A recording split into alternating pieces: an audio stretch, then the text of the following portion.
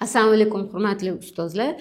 Bugun sizlar bilan ko'pchilik ustozlarni qiynab turgan mavzu classroom management, ya'ni darsda bolalarni shovqin qilishi, diqqatini sizga qarata olmasligi, sinfdagi bolalarni sho'x bo'lishi va ularni qanday eplash mumkinligi haqida gaplashamiz.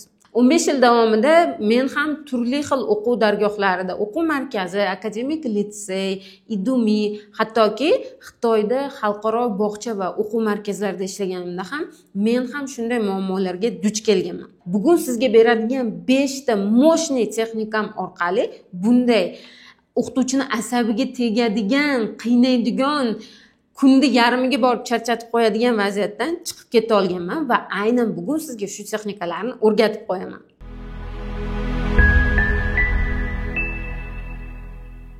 Lekin keling siz bilan ochiq gaplashadigan bo'lsak, bu yerda asosiy muammo intizom, ya'ni bolalarni shovqin qilib o'tirishi emas, darslaringiz bolalarni zeriktirishida.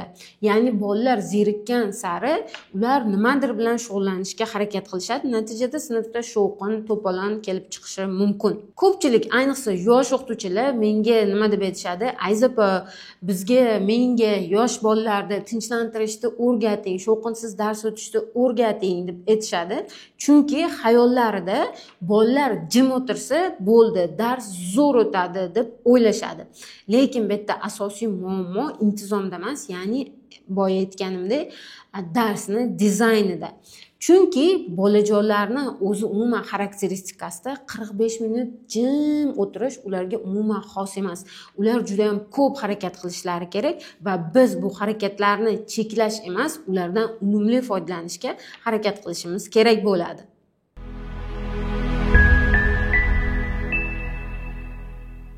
Ustozlar eng ko'p shu muammo bilan, classroom management muammosi bilan menga murojaat qilishayotgani uchun men siz bilan bugun aynan shu videoda o'zimni 15 yillik sekretlarim bilan bo'lishaman. Bu 5 ta moshniy texnika juda ham sodda, sizdan ortiqcha tayyorgarliklar talab qilmaydi va uni ishlatib siz yetarlicha natijaga ega bo'la olasiz. Birinchi texnika bu power starter texnikasi. Biz sinfga kirganimizdan keyin birinchi 60 sekund juda ham muhim. Uni shunchaki yo'q qilib yubormang. Har doim darsni nimadir kutilmagan, bolalar uchun kutilmagan bo'lgan narsa bilan boshlang. Balkim qiziqarli bir savol bilan boshlarsiz yoki birdaniga musiqa qo'yib yuborarsiz yoki qandaydir bir sirli korobka bilan darsga kirarsiz. Bolalarni diqqatini birinchi daqiqadayoq ushlab qolsangiz, darslaringizni keyingi qismi effektivliroq, bolalarni sizga diqqat qaratishi mo'shniyroq bo'ladi.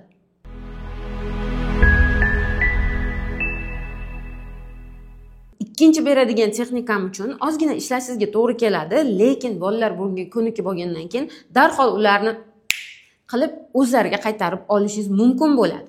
Bu one rule deb ataladi, ya'ni bitta qoidasi. Bunda qanaqa bo'ladi? Bolalarga har safar o'tir, menga qara, meni eshit deb ming'illamaymiz-da. Ya'ni ularga har doim bitta narsani singdirib boramiz. Shunchaki ularga masalan eyes, ears, mouth deb aytamiz va ular birdaniga sizga e'tiborni qaratishadi. Lekin undan oldin siz ularga tushuntirishingiz kerak bo'ladi. Eyes degani bu eyes are watching, ears are listening, mouth is quiet. Yoki keep silence deganingizda bolalar birdaniga qayerda bo'lsa ham o'tirib sizga quloq solishi kerakligini bildirishi kerak bo'ladi. Yoki yana ayrim texnikalar bor. One rule'ga 1 2 3 eyes on me deb o'rgatadigan bo'lsangiz, har qanday bola har qanday joyda kelib o'tirib olishi kerak bo'ladi. Buni sekin-sekin bolalarga tushuntirib borasiz va shu frazalarni aytishingiz bilan bolalar bor e'tiborini sizga qaratib, yana darsga qaytib olishadi.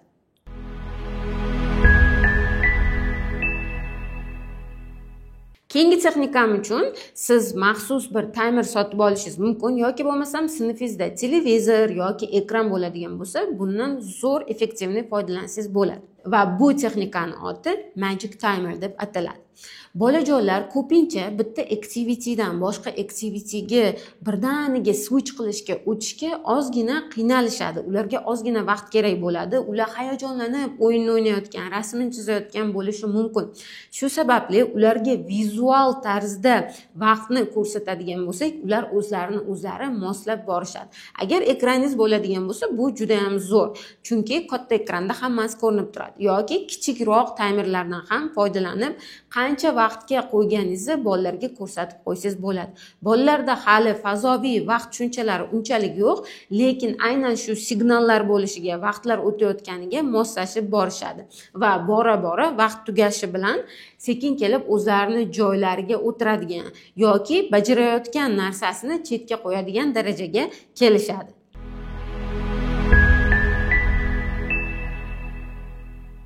To'rtinchi beradigan texnikamni men deyarli 40 yil pedagog bo'lib ishlagan juda ham kuchli ustoz, o'zimni ham birinchi ustozim, onamdan o'rganganman.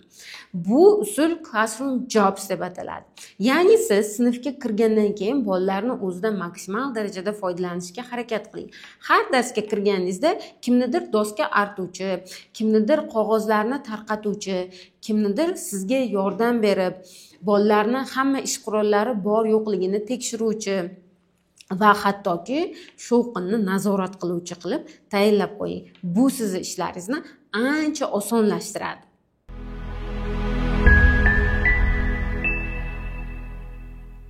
Beshinchi texnika micro movements deb ataladi. Bu texnika aynan bolalarning xarakteristikasidan kelib chiqadi. Ya'ni bolalar tabiatiga o'zi bitta joyda soatlab o'tirish umuman xos emas. Shu sababli siz darsingizni dizayn qilayotganda uni shunday planlangki, har 7-10 daqiqada bolajonlar albatta turib qandaydir harakat qilsin. Agar sizning darsingiz bugungi darsingiz to'liq o'tirishdan iborat bo'lsa ham 7-10 daqiqada bolalarni turg'izib, qandaydir tez warm-up activitylar qildirib, qonini aylantirib, ularni qaytib o'tkazsangiz bo'ladi.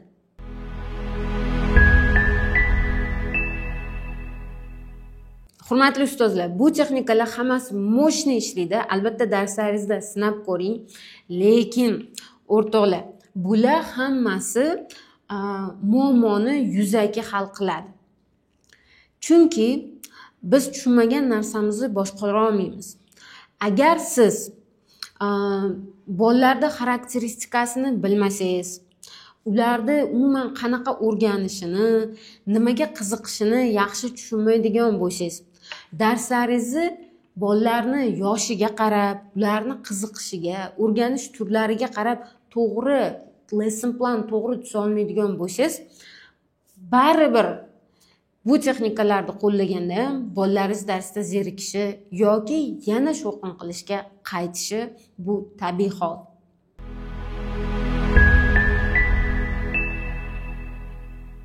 Bilasizmi, aksariyat o'qituvchilar men hozir aytadigan narslarimga tayyor bo'lmaganliklari uchun darslarida juda ham ko'p shovqin bilan, bo'ysunmaydigan bolalar bilan yoki bolalarni diqqatini o'ziga qarata olmaslik muammosi bilan duch kelishadi.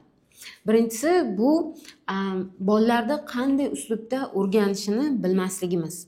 Ikkinchisi bolalarni yoshiga qarab ularga qanaqa aktivitelar berish, darslarni qanday dizayn qilish haqida ideyamiz yo'qligi.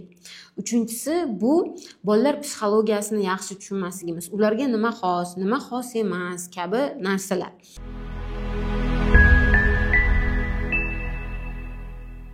Hurmatli ustozlar, agar siz darslaringizni universitetda o'rgatgan konspekt yozishda emas, haqiqiy xalqaro ESL lesson planlar qanaqa tuzilishini bilib, zo'r bolalarni yoshiga mos qilib, bo'limlarga bo'lib dizayn qiladigan bo'lsangiz, lesson planingizni shu tarzda yozadigan bo'lsangiz, bolalarning xarakterini, ularga nima xosligi, ular qanday o'rganishini, nima narsalarni ular umuman yoshiga qarab qila olmasligini yoki qila olishini zo'r tushunadigan bo'lsangiz, sizni asosiy shovqin bilan bog'liq bo'lgan, bolalarning diqqatini o'zingizga qaratish bilan bog'liq bo'lgan muammolaringizni 80% ketadi va faqatgina 20% aynan bolajonlar mazza qilib activity'lar qilayotganda, o'ynab ingliz tili o'rganayotgandagi shovqinlar bo'ladi. Bular esa albatta normal holat hisoblanadi.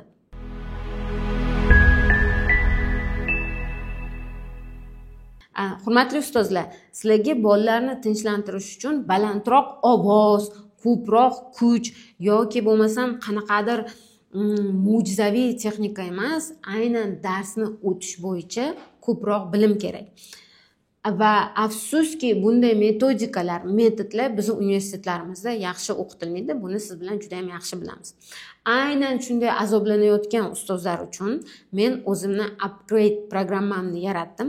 Bu programmada siz shunchaki bolalarni tinchlantirib, ularga o'yin o'ynatish emas, aynan bolani xarakteristikasidan, o'rganish uslubidan, uni o'rganish qobiliyatidan kelib chiqib dars o'tishni va lesson planni shunchaki konspekt usulida emas, xalqaro ingliz tili o'qituvchisidek moshniy effekt beradigan qilib yozishni va undan tashqari biz asosiy bolalarga moslab o'rgatishimiz qiyin bo'lgan 4 ta skill listening, speaking, reading, writingni bolajonlar uchun aynan qanday qiziqarli tarzda o'tishni, aspektlar, vocabulary, grammarni eskicha qolib ketgan, ya'ni vocabularyni doskaga yozib, tarjimasini yozib berib emas, grammatikani bu present simple tense, bu paytlarda ishlatiladi deb yozib qo'yish bilan emas, aynan bolalarga bu present simpleligini aytmasdan tushuntirishni o'rganamiz.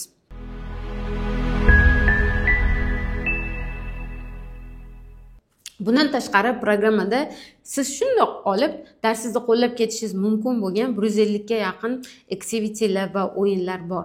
Aynan bu treningdan o'tgandan keyin sizni darslaringiz 180 gradusga o'zgarishiga 100% ishonchim komil. Chunki bu programmadan allaqachon 100 dan ortiq o'quvchilarim har xil joyda ishlaydigan, bog'chada, o'quv markazida, o'zlari uyda repetitorlik qiladigan, maktabda ishlaydigan ustozlar o'tishgan va ularning feedbacklarini Telegram kanalimda o'qishingiz mumkin bo'ladi. Va masalan bitta o'quvchimni olaylik, O'g'loy menga Toshkent Tashobuldan qatnab o'qigandi va darsimdan treninglarimdan o'tgandan keyin kelib menga aytsa, o'tganli men 18 soat dars o'tardim va shu darajada charchardimki, uyimda ham hech qanaqa ish qila olmasdim. Sizni darslaringizdan keyin 24 soat darsda ham o'ynab kulib o'tyapman va undan tashqari bemalol repetitorlik qilishga ham kuchim yetyapti deb aytgan. Va ko'plab o'quvchilarim esa biz endi ideya yo'qligidan qiynalmayapmiz, har qanday darsga kreativ bemalol yondasha oladigan bo'ldik kabi feedbacklarni berishgan.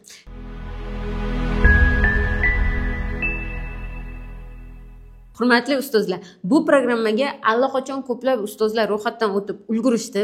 Siz ham programmadan qolib ketmaslik uchun ro'yxatdan o'tsangiz bo'ladi. Hozircha o'rinlar bor, lekin chegaralangan. Uning uchun videoni tagida link qoldirganman. Linkdan o'tib programma uchun ro'yxatdan o'ting. Va yana bitta zo'r narsa, hurmatli ustozlar, aynan shu video ostidagi linkdan o'tgan ustozlar ichidan 3 kishini tanlab olib, birga bir $300 turadigan razborimni bepul taqdim etaman.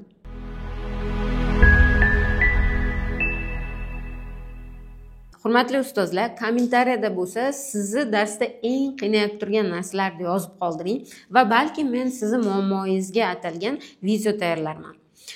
Video yoqqan bo'lsa, albatta like bosib, obuna bo'lishni unutmang, chunki bu kanalda sizga eng ishlaydigan moshniy texnikalarni berib boraman. Keyingi videolarda ko'rishguncha